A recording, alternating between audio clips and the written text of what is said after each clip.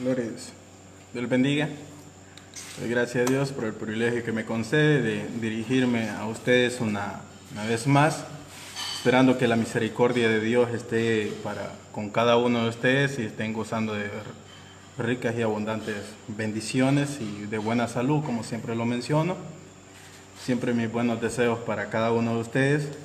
Y una vez más, esperando que este breve análisis de la Escritura sea de bendición para sus vidas, para poder comprender un poco más acerca de este tema que es muy debatible.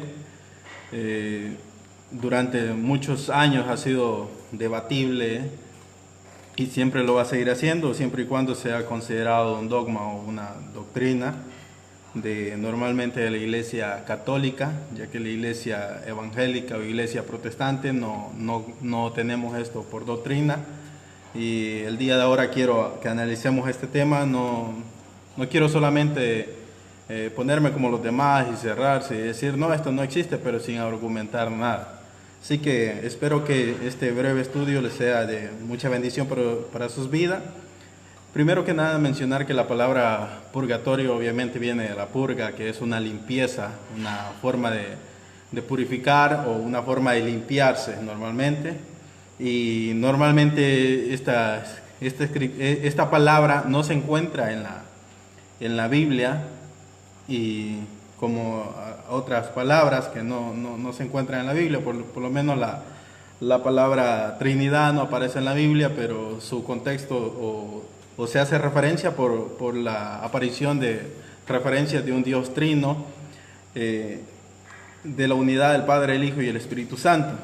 Igualmente como mencionar de la palabra infierno, que en los originales no se encuentra esta palabra, pero se utiliza como referencia para hacer alusión del Gehenna, que era un lugar que ardía en fuego siempre. Y igualmente quiero tratar este tema, mencionar la palabra en sí no se encuentra en la Biblia como la palabra Trinidad, pero se ha hecho doctrina según el contexto que se encuentra. Y así voy a tomar como porción bíblica en el Evangelio de Mateo capítulo 5, versículo 25, y dice de la siguiente manera. Voy a leer principalmente desde el versículo 21. Si ustedes tienen Biblia, puedan leerlo en su casa o lo leen posteriormente en el análisis del video. Oíste que fue dicho a los antiguos, no matarás, y cualquiera que matare será culpable del juicio. Pero yo digo que cualquiera que se enoje contra su hermano será culpable del juicio, y cualquiera que diga necio a su hermano será culpable ante el concilio, y cualquiera que le diga fatuo quedará expuesto al infierno de fuego. Por tanto, si traes tu ofrenda al altar y allí te acuerdas de que tu hermano tiene algo contra ti, deja allí tu ofrenda delante del altar y anda, reconcíliate primero con tu hermano, y entonces ven y presenta tu ofrenda. Ponte de acuerdo con tu adversario pronto, entre tanto que estás en el camino, no sea que el adversario te entregue al juez y el juez al alguacil y seas echado en la cárcel. De cierto, te digo que no saldrás de allí hasta que pagues el último cuadrante. Principalmente, antes de continuar con el tema, mencionar de que la doctrina o el dogma del purgatorio fue algo que se estableció en el Concilio de Trento por un papa, Georgia, y es una salida teológica, prácticamente una salida teológica, como lo era el limbo, el limbo, que ya no es una doctrina, ya no es un dogma de la Iglesia Católica, el limbo, donde se creía que si un niño moría sin ser bautizado, entonces no iba ni al cielo ni iba al infierno, sino que quedaba en las manos de la misericordia de Dios. Al igual el purgatorio es una salida teológica, donde se considera de que un hombre no es demasiado santo como para entrar al reino, al cielo, ya que ahí no va a entrar cosa inmunda o cosa impura. Entonces, igual se consideraba que si no era demasiado pecador, entonces tampoco podía entrar en el cielo, al infierno, perdón. Y ahí es donde se nace la doctrina del purgatorio, que dicen, bueno, si no es demasiado santo para entrar al cielo, tampoco es demasiado pecador para entrar al infierno, entonces tiene que haber un lugar intermedio. Y ahí es donde normalmente basan su doctrina en los textos que hemos tomado, especialmente el versículo 25. Y cuando dice, ponte de acuerdo con tu adversario pronto, tanto que estás en el camino, no sea que entre tanto estás con él en el camino, no sea que el adversario te entregue al juez y el juez al alguacil y seas echado en la cárcel. Primero que nada, quiero poner este texto en su contexto, donde tiene que estar y donde se tiene que interpretar, hacer una buena exégesis de la escritura. Jesús, el tema principal del versículo es la ira. Es la ira contra el hermano. Por eso dice, oíste que fue dicho a los antiguos, no matarás y cualquiera que mate será culpable. Y dice que cualquiera que declare una maldición, cualquiera que le diga fatuo, cualquiera que le diga tonto. O sea, Jesús está tratando la ira, está tratando el enojo. Y obviamente cuando hay una rencilla, hay un problema entre personas, muchas veces esos problemas llevan hasta los tribunales, lleva hasta problemas legales, llega a tratar con abogados, llega a tratar con jueces, entonces lo llega hasta ese punto. Entonces, Jesús al hablar de la ira, está hablando de una reconciliación. Por eso dice, mira, antes de que lleves tu ofrenda al altar, si tienes una diferencia con tu hermano, ve y reconcíliate con él. Y luego ven y trae tu ofrenda. Y luego tratando acerca de los problemas, igual problemas legales, les dice, mira, si puedes buscar una solución con tu adversario, porque siempre se hace un citatorio, el juez siempre hace un citatorio, manda el citatorio tanto al agredido como al agresor para que se presenten, pero dice, mira, ponte de acuerdo con tu adversario, vaya a ser que gane el caso, te entregue al juez, te entregue al alguacil y te entregue a la cárcel. Y dice, y de ahí no saldrás hasta que pagues hasta el último cuadrante, porque hay casos penales que uno puede pagar la fianza para no estar preso o puede pagar para poder salir. Entonces, Jesús en ningún momento en este caso está hablando de un lugar espiritual. Jesús está tratando problemas de ira, por problemas de enemistad, que por eso Pablo igual llama al pueblo cristiano a que resuelvan sus diferencias, que se pongan de acuerdo, que no vayan a parar delante de los jueces. Les dice, miren, ¿y ustedes acaso que no saben que nosotros tenemos que juzgar al mundo? ¿Por qué ustedes tienen que ir a que lo juzguen? Solucionen sus cosas, solucionen sus problemas. Igualmente Jesús está haciendo un llamado a la reconciliación. ¿Por qué toco este texto? Porque normalmente se dice, ponte de acuerdo con tu adversario, pronto, entre tanto estás en el camino. Y mayormente los que sostienen la doctrina del purgatorio hablan de que se refiere a un camino al cielo. Luego continúa diciendo, y te entrega al juez, y utilizan el juez como diciendo que es Jesucristo, que está haciendo referencia a Jesucristo. Mayormente incluso ustedes en sus Biblias lo van a tener en minúsculas, no hace ninguna referencia a Jesucristo. Está hablando de un juez terrenal, está hablando de un juez que decide si alguien va a la cárcel o alguien queda libre. Entonces dice, y que luego lo entrega a la cárcel, y que está hablando de un lugar de un lugar espiritual. No está hablando para nada de un lugar espiritual. Jesús está tratando de corregir, por eso está incluido entre los sermones del monte, porque Jesús está llamando al pueblo a vivir en paz, a vivir en tranquilidad. Y si tienen alguna diferencia, que se pongan de acuerdo, que se pongan a cuenta, que pidan perdón. Por eso igual menciona que perdonemos a nuestros ofensores o a nuestros deudores. No está hablando para nada de perdonar deudas de dinero, está hablando de perdonar ofensas. Y dice, para que Dios igual nos perdone nuestras ofensas. Para nada se menciona del camino al cielo, se está hablando del camino al juzgado. Entonces, ese es el primer texto, porque mayormente se sostiene la doctrina del purgatorio en estos textos. Ya mencionamos, el texto no está hablando para nada de un lugar espiritual. Entonces,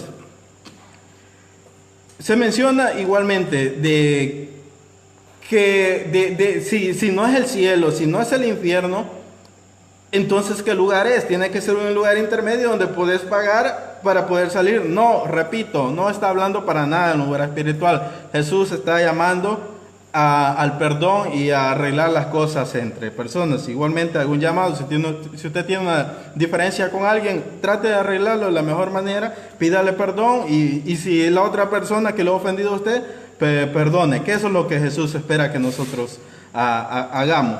Entonces, se utilizan este tipo de textos para hacer referencia a eso. Primero que nada, porque se dice, bueno, Dios es ese amor y Dios no puede mandar a alguien al infierno, no puede mandar a alguien a un lugar de tormento. El problema es que nosotros medimos la misericordia de Dios y el amor de Dios con los estándares que nosotros tenemos de amor, los cuales normalmente suelen ser corruptos, suelen ser malos. Nosotros no podemos medir la justicia de Dios, la soberanía de Dios y la voluntad de Dios. La misericordia de Dios no se mide con la misericordia de nosotros. La misericordia de Dios va más allá de nuestro entendimiento, cosa que ni siquiera Job entendía. Job dice que no entiende por qué el justo pasa calamidades en la tierra, y el libro trata todo ese tema y no da una solución. Entonces, la misericordia de Dios y la justicia de Dios están muy lejos de la justicia de nosotros. Entonces Dios es un juez justo, y si alguien ha cometido un delito, como un buen juez, si no es corrupto, obviamente lo va a hacer pagar su delito, lo va a hacer pagar su debida condena. Entonces no podemos medir la justicia de Dios con nuestros estándares humanos.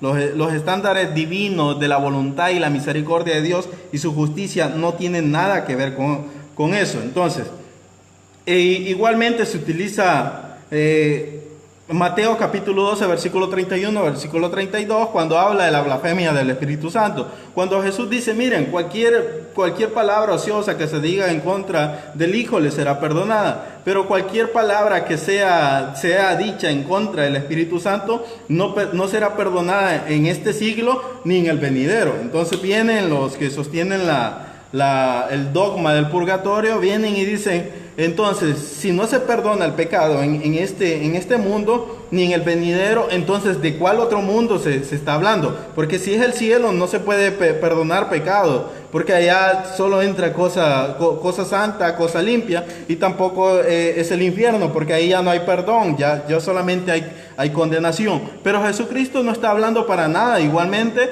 del cielo, ni está hablando para nada del infierno, no está hablando para nada de un lugar espiritual. Jesucristo lo que está diciendo es, mire, si alguien blasfema contra el Espíritu Santo, no se le va a perdonar ni siquiera a esta generación, ni las generaciones que vienen. O sea, ni a los hombres que estaban presentes en ese tiempo se les iba a perdonar ese tipo de pecado, ni mucho menos a los hombres que estamos presentes en nuestro tiempo. Por eso dice, no se les perdonará a los hombres ni en este siglo, ni en el venidero. O sea, ni al mundo antiguo, ni al mundo actual se le va a perdonar ese pecado. A eso que Jesucristo se está refiriendo. Para nada está hablando de un mundo espiritual, para nada está hablando de un purgatorio, lo repito. Entonces, por eso mencionaba que no quería decir simple y sencillamente como tendemos a decirlo los cristianos, ese lugar no existe y nos quedamos hasta ahí. No, quiero refutar este dogma o esta creencia, mejor dicho, con las mismas bases que ellos utilizan. Entonces, igualmente se utiliza en 1 Corintios capítulo 3, versículo 13 al versículo 16, cuando dice que el fuego probará toda obra de todas las personas y que dependiendo cómo sea la obra de las personas, se va a salvar como purificadas por el fuego, cuando en realidad igualmente el apóstol no está hablando de un lugar espiritual nuevamente. El apóstol está diciendo, miren, solamente hay un fundamento, el cual es Jesucristo, y cualquiera puede edificar sobre este fundamento. Algunos pueden construir con piedras preciosas, pueden construir con rubí, pueden construir con diamantes, por poner un ejemplo de piedras preciosas. Otros pueden construir con madera sobre este fundamento que es Jesucristo. Otros pueden construir con paja, otros pueden construir con cosas que el fuego consume. Y dice, y en aquel día el fuego probará, porque la paja, la madera y las cosas sencillas son consumidas por el fuego. O sea, está hablando de las obras que se edificaron sobre el fundamento que es Cristo Jesús, hablando de cosas doctrinales. No está hablando para nada de un lugar espiritual, nuevamente, no está hablando para nada de una cárcel donde van los que no son ni muy santos, ni siquiera muy pecadores, sino que está hablando de lo que se edificó. Entonces, por ejemplo, si yo construyo algo que es débil, flacucho, dentro del fundamento, obviamente se pone el ejemplo que se quema, pero está hablando de materiales, no está hablando de una doctrina, de un lugar intermedio entre el cielo y el infierno. Entonces, igualmente utilizan 2 de Macabeos, que este texto especialmente está en la Biblia católica. Usted lo puede buscar después, si gusta, puede descargar una Biblia católica para leerlo. 2 de Macabeos, capítulo 2, versículo 39 al versículo 36, cuando habla de que unos guerreros habían caído y habían quedado postrados sobre unos ídolos. Entonces vino Judas Macabeos y hizo una recolecta para mandar que ofrecieran un sacrificio, una ofrenda allá en el templo por el perdón de los pecados de los amigos que habían sucumbido en la batalla, pero es porque habían caído sobre ídolos. Entonces, porque incluso los textos hablan de que ellos creen en la resurrección, o sea, estos habían sucumbido en la guerra puros, pero habían caído sobre los ídolos, y para purificar sus cuerpos, no para purificar sus almas, porque la resurrección para los judíos es en el cuerpo, no es en el alma. Entonces, para purificar el cuerpo, donde ellos habían caído sobre los ídolos, ellos mandan para que su cuerpo sea purificado, no para que sus almas no están en un lugar intermedio. Entonces, utilizo eso porque es uno de los textos que se utiliza para sostener esta doctrina, que normalmente no lo tienen todos los católicos, por lo menos el padre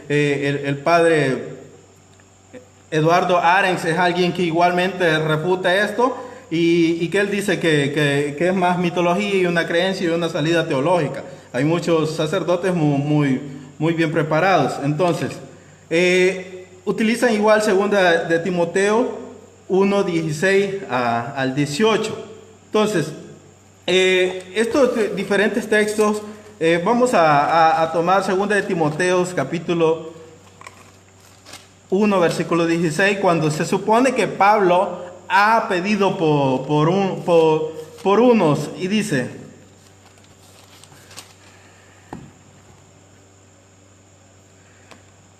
tenga el Señor misericordia de la casa de Onesíforo, porque muchas veces me confortó y no se avergonzó de mis cadenas, sino que cuando estuvo en Roma me buscó solícitamente y me halló. Concédale el Señor que haya misericordia acerca del Señor en aquel día. Cuánto los ayudó en Éfeso, tú lo sabes. Principalmente Pablo no está diciendo: mira, este está muerto y ha quedado en un lugar intermedio. Este tipo era cristiano, este tipo era ayudador de Pablo. Pablo lo que está diciendo es: yo me siento agradecido con Onesíforo, y que sea el Señor quien lo bendiga a él y bendiga a su familia, porque este no se avergonzó. Él llegó y me dio ánimo, no se avergonzó de mi cadena. Él llegaba, me fortalecía. Entonces, para nada está diciendo que él está en un lugar intermedio. Está pidiendo que Dios bendiga en gran manera o le multiplique lo que este tipo hizo por él. Él se siente agradecido por este personaje. Entonces, son la mayoría de textos que se utiliza para sostener esta doctrina. Entonces, no es un lugar que mencionábamos, no es ni el cielo ni es el infierno. Se supone que es un lugar intermedio. Esto es una creencia o imaginaciones, tanto como mencionamos al inicio, como lo fue el limbo y como lo es el purgatorio.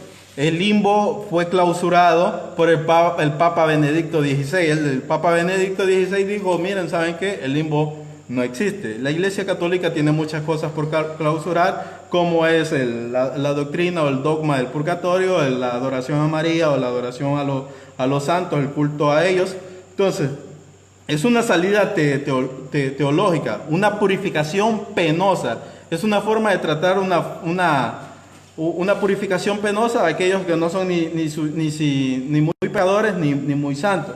Entonces, se trató, como mencionaba al inicio, en el Concilio de Trento como una doctrina.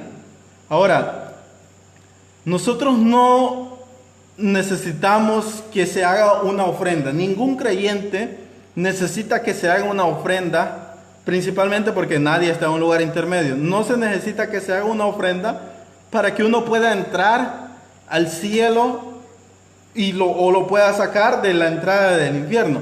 Porque nosotros somos salvos por gracia. Jesucristo ya pagó por nosotros. Nosotros fuimos comprados a precio de sangre. No necesitamos que ningún familiar esté pagando constantemente para que nosotros salgamos, que era con lo que Martín Lutero igual se enojó, la compra de indulgencia o la venta de indulgencia, que prácticamente le estaba desbaratando el negocio a la iglesia. Y esto fue lo que no aceptaron de él, no lo respetaron, y hasta ahora en día no lo consideran parte de él y nos tiran el muerto a nosotros, por decirlo así, cuando él en realidad no formó parte para nada de la iglesia cristiana evangélica. Él vivió católico, murió católico. Entonces, pero fue algo que les molestó de Martín Lutero, que él se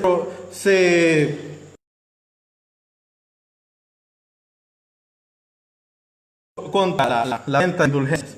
Entonces, ahora, nosotros no necesitamos que nadie pague por nosotros, porque Jesucristo ya pagó el precio por cada uno de nosotros y fuimos comprados a precio de sangre. Entonces, ya mencionaba que todo tiene que ver con la venta de indulgencia que se tenía. El purgatorio no tiene un sustento en la Biblia. Lo que se puede hacer es alegorizar algunos textos de la Escritura, que no está bien hacerlo, porque eso es hacer eisegesis. Otra cosa es hacer una exégesis, y como mencionaba, se puede hacer una alegoría de los textos ya mencionados que hemos tomado, que es querer darle a la Biblia un significado, o forzar a la Biblia, obligar a la Biblia que signifique algo que nosotros queremos que signifique. Por lo menos ya mencionamos el texto que hemos dejado al pie del video. Jesús está tratando la ira y lo que está llamando a la reconciliación en las personas. Entonces no está hablando para nada de un lugar espiritual. Pablo igual está tratando de materiales que son consumidos con el fuego. No está hablando para nada de un lugar intermedio. Macabeos igualmente no está hablando para nada de un lugar intermedio. Está hablando de la purificación del cuerpo, donde estos van a ser resucitados. Entonces, no está hablando para nada de eso. La Biblia no habla para nada del purgatorio. Repito, lo que se puede hacer es alegorizar los textos que han tomado. Pero no se puede decir, la Biblia está diciendo eso. Sería una ignorancia quererlo afirmar leyendo todo su contexto. Entonces, porque en la Biblia, si en caso hubiese un lugar intermedio, es la morada de los muertos, donde están las almas esperando la resurrección, pero no es un purgatorio, no es para nada de eso. Entonces, es una tarea prácticamente de hermenéutica que le queda a la Iglesia Católica, porque no se ha hecho bien una hermenéutica, una interpretación de los textos, simple y sencillamente se ha acomodado a eso. Entonces, primero que nada, ¿por qué no necesitamos que alguien pague algo por nosotros para sacarnos supuestamente en un lugar intermedio? Porque Cristo ya pagó por nosotros. Isaías capítulo 1, versículo 18 dice: mira, ven a mí, si tus pecados fueran negros como la gran, si fueran rojos como el carmesí, como la blanca nieve, vendrán a ser emblanquecidos.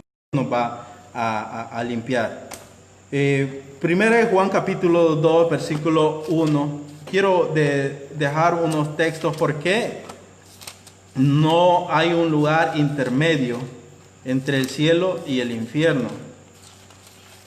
Ahora, decía, primero de Juan capítulo 2, versículo 1, dice de la siguiente manera: hijitos míos, estas cosas os escribo para que no pequéis. Y si alguno hubiere pecado, abogado tenemos para con el Padre, a Jesucristo el justo. O sea, mientras estamos con vida, Jesús nos justifica. Eso es para votar lo que la gente dice, que nadie se muere puro. entonces nadie puede ir al cielo directamente. Lo que muchos no saben es que la sangre de Cristo limpia y perdona todo pecado. Y eso es lo que le duele al enemigo, eso es lo que le duele al diablo, que la sangre de Cristo sí limpia de todo pecado. No necesita ofrenda, no se necesita nada. Hebreos capítulo 9, versículo 27, dice de la siguiente manera: y de la manera que está establecido para los hombres que mueran una sola vez y después de esto el juicio. O sea, la gente muere, no va a un lugar intermedio. Luego la gente resucita, ya sea para condenación o para vida eterna. Pero la gente muere y hasta ahí el juicio. Ya no hay tales de que hay un lugar para purificarse, para nada. No tiene nada que ver con eso. Primera de Juan 1:7, igualmente. Primera de Juan 1,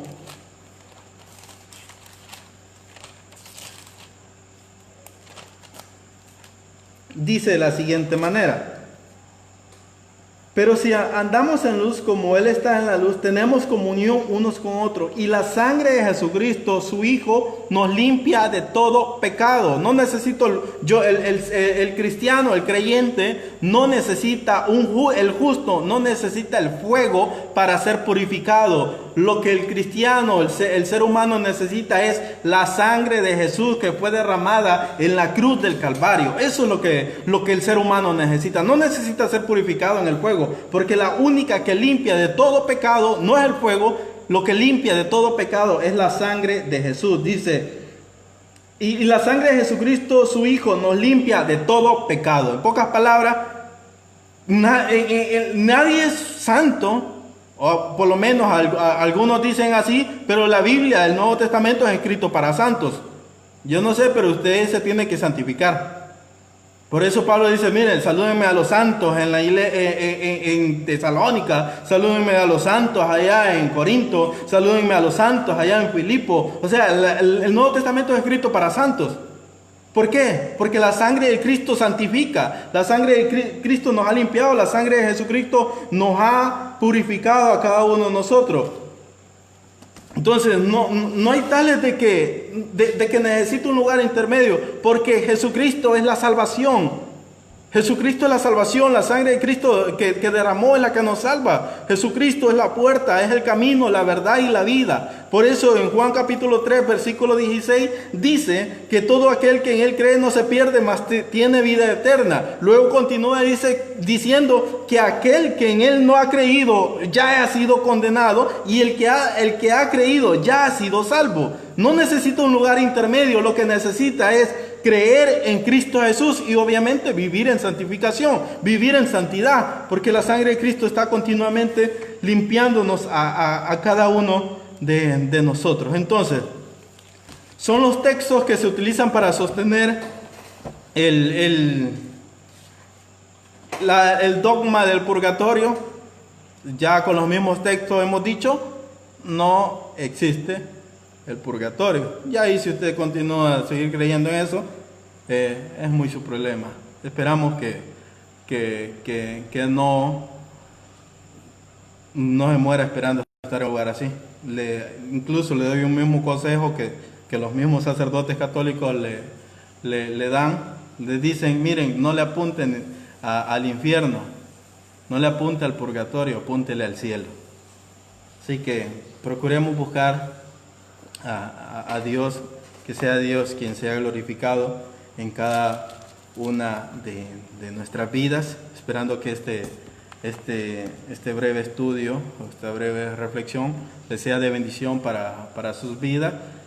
Y como repito, quería desarrollar este tema para que tampoco me gusta que solamente los cristianos nos cerremos a decir esa palabra no está en la Biblia y por eso no existe. La Trinidad, la palabra Trinidad tampoco está en la Biblia, nosotros la utilizamos por su contexto. Entonces, los católicos normalmente utilizan una alegoría de interpretación de textos, y por eso quería utilizar los mismos textos para decir qué es lo que en realidad los textos están diciendo. Y no tiene nada que ver con un lugar intermedio. O es el cielo o es el infierno.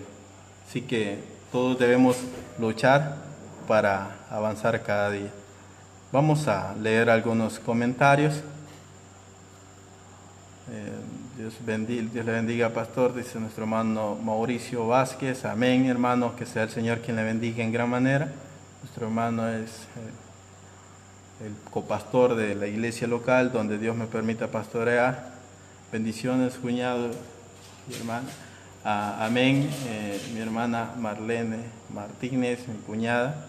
Dice mi hermana Esmeralda de Vázquez. Amén. Bendiciones, pastor. Amén. Que igualmente sea el Señor quien les bendiga a todos. Y si esta enseñanza les ha sido de bendición para sus vidas, compártanla en sus perfiles con las demás personas. Así que se despide una vez más su amigo pastor Anton Hernández.